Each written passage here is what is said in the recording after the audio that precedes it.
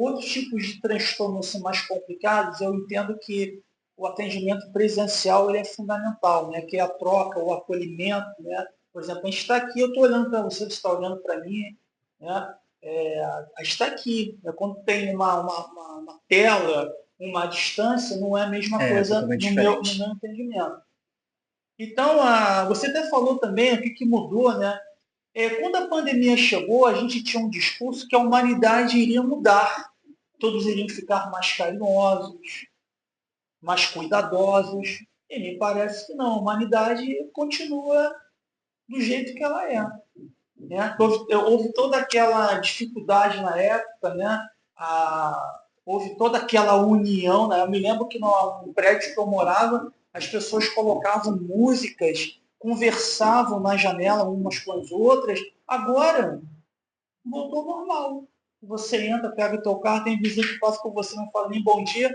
Eu acho que voltou do jeito que estava, do jeito que era. Mas foi um grande desafio também para todos nós, pessoas que perderam empregos assim da noite por dia, pessoas que não podiam trabalhar.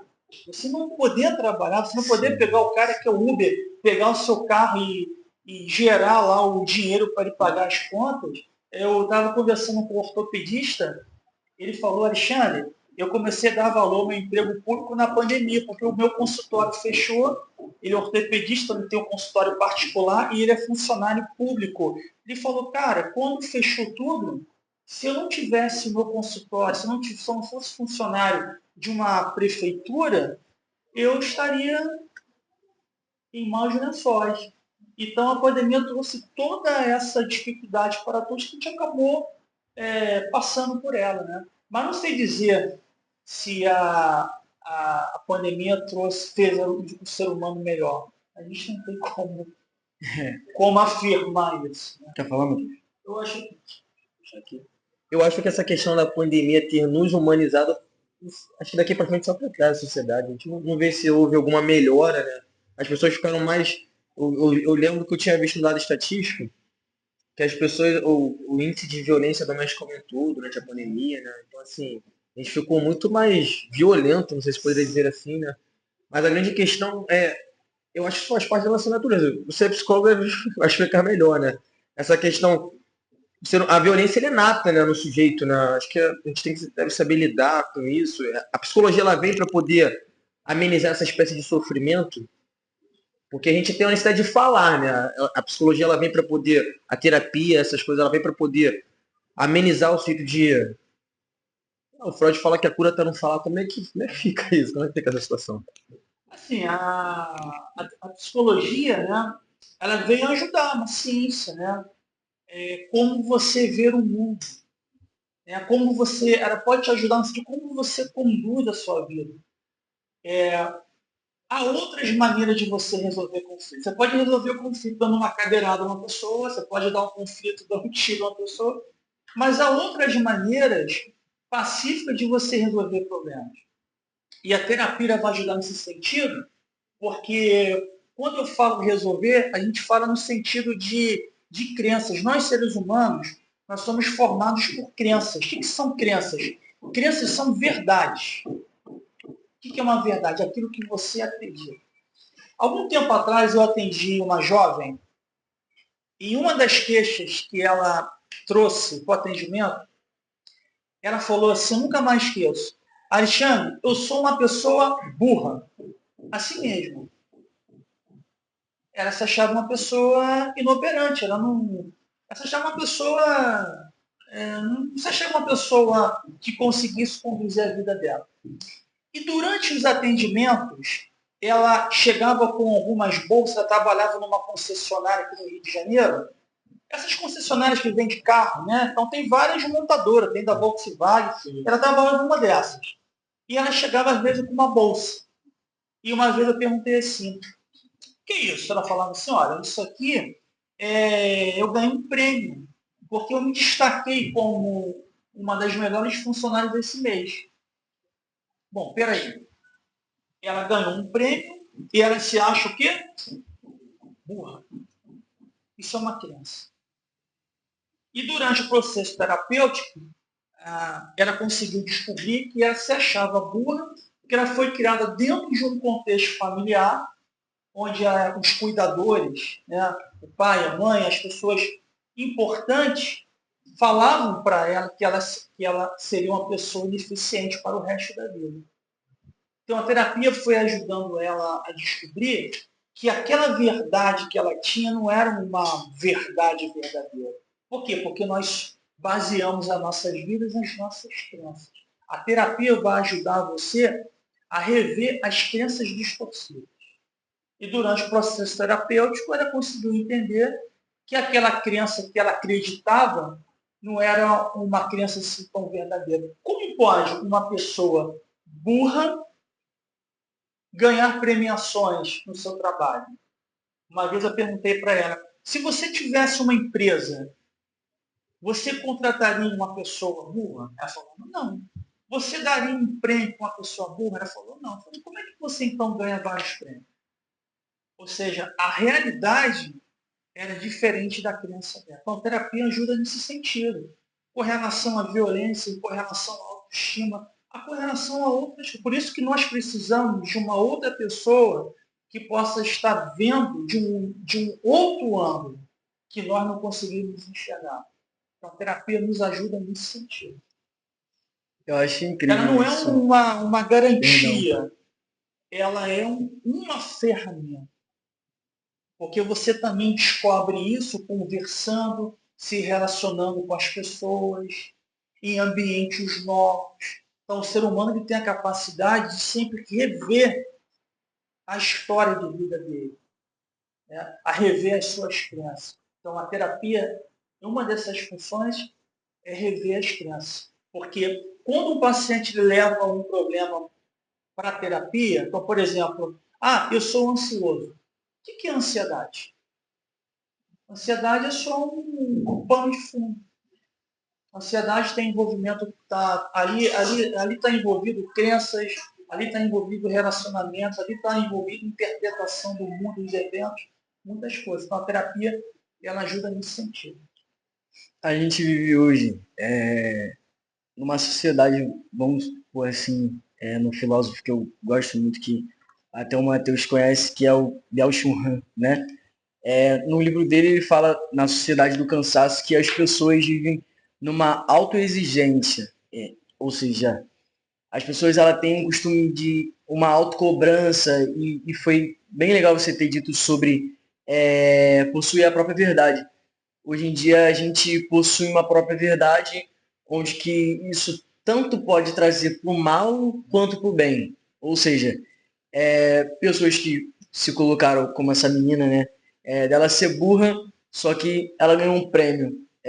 Eu acho que hoje em dia a gente vive muito numa autocobrança, onde que a gente sempre busca visar o mais, o mais, o mais, sempre a busca do conhecimento, sendo que o nosso conhecimento ele é limitado. A gente pensa que ele é ilimitado, mas no caso ele é limitado porque nem tudo a gente consegue descobrir. Existem façanhas da nossa vida onde que a gente se depara com certos tipos de situação e acho que nem a ciência, nem a filosofia, ou seja, qualquer tipo de outra área do conhecimento consegue resolver questões que são de maneira implícita da nossa vida. Então, com base nisso, sobre as pessoas possuírem uma própria verdade, como a gente consegue, eu não falo desmascarar, mas como a gente consegue desfazer esse pensamento, acho que, querendo ou não, é um pensamento, em meu ver, medíocre, né? Porque a pessoa, qualquer tipo de pessoa, o conhecimento não está aí para ser específico para uma pessoa, mas eu acho que o conhecimento é para todos. Aqueles que buscam o conhecimento serão essas pessoas mais sábias. Tem um exemplo de um livro que ele fala que se buscarmos o uso da sabedoria, seremos um pouco mais além do que aquilo que já somos. Então, uma vez até o Matheus citou em uma de suas aulas, e isso eu já me recordei, que aquele que é sensato, aquele que é sagaz, ele vê o erro do outro e ele não comete, mas sim ele faz uma autoanálise e ele aplica um método totalmente diferente para que o crescimento dele seja abundante. Então, quando uma pessoa ela faz essa autocrítica, essa autodepreciação, como a psicologia ela pode debater contra isso, fazendo com que a pessoa ela se sinta mais autoconfiante, como a psicologia ela lida com esse fato da autoconfiança que a pessoa tem que ter, porque foi como eu disse, o conhecimento é para todos e muitas pessoas se delimitam e se sentem incapazes ou inferiores de exercer funções ou de exercer tal conhecimento ou adquirir qualquer tipo de conhecimento. Como a psicologia vê isso nas pessoas? Olha, eu acho que uma das funções da psicologia é ajudar, né, as queixas que são levadas no consultório ou os atendimentos que são feitos em grupos, né? Eu acho que uma da função do terapeuta, eu acho importante, que não haja um julgamento daquela questão, daquela queixa que a pessoa está levando para o consultório. Mas é tentar ajudar o paciente a ele refletir sobre aquilo. Eu vou dar um exemplo. Uma certa pessoa me procurou uma vez, ela vivia dentro de um contexto familiar. Isso acontece muito, né? A pessoa às vezes mora dentro de um terreno onde mora o tio nos fundos, o avô na direita, né? Aquelas questões todas, né? E você sabe que muita gente morando junto, mesmo sendo parente, às vezes Bem o negócio complicado. fica esquisito. Sim. Né? Tiroteio para tudo que é lado. Né? É até bom que a Bíblia até orienta, né? Que a Bíblia diz, né? Que case e vá morar, vai fazer uma nova família, né? Uma Sim. orientação bíblica. Eu acho até pertinente, né? É claro que você não vai abandonar seus parentes, mas é importante você ter essa autonomia. Então, essa pessoa morava dentro desse local e ela me trouxe um relato assim, muito interessante que às vezes ela chegava em casa para fazer alguma coisa, um hambúrguer, ela abria a geladeira e o hambúrguer não estava lá. Porque um dos parentes entrava na casa dela e pegava o hambúrguer e levava o hambúrguer fritado. Ela chegava em casa e não tinha hambúrguer. Essa era uma das queixas que ela trouxe para o consultório. Olha que interessante, uma queixa, um problema que ela estava enfrentando. E ela tinha uma visão. E a gente foi trabalhando, né? Ela tinha uma ideia que ela era responsável pela família dela. Tem algum problema ser responsável pela família? Claro que não. Tem algum problema você se sentir responsável pelo seu filho? Claro que não.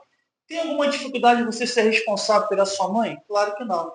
A grande questão é como você vai conduzir isso. E uma vez ela falou assim, bom, se eu não cuidar dos meus parentes, quem é que vai cuidar?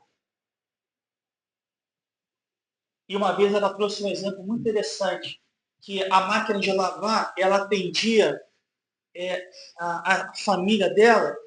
Adivinha quem comprou a máquina de lavar? Ela. Adivinha quem comprava o sabão em pó? Ela. Uma vez ela falou assim, se eu não comprar o sabão, os meus parentes vão dar sujos. Aí eu falei assim, mas qual é a probabilidade disso mesmo acontecer? O que você está falando? É uma verdade ou é uma hipótese? Porque a terapia trabalha sobre essas questões. Muitas coisas que nós pensamos, o pensamento, ele sempre é uma hipótese. O que é uma hipótese? É uma possibilidade. Para a gente confirmar aquela hipótese, tem que ter o quê? Uma evidência. Aí eu fiz com ela uma tarefa de casa, porque dentro da terapia que eu trabalho, a terapia cognitivo comportamental, você cria algumas tarefas de casa que fazem parte do tratamento psicológico. E qual era a tarefa de casa? Era não comprar o sabão em pó. Gente, e ela não comprou. Sabe o que aconteceu? Hein, Matheus? Compraram o sabão. O sabão apareceu. Ou seja, ela entendeu que na ausência dela, o sabão ia aparecer. O sabão apareceu.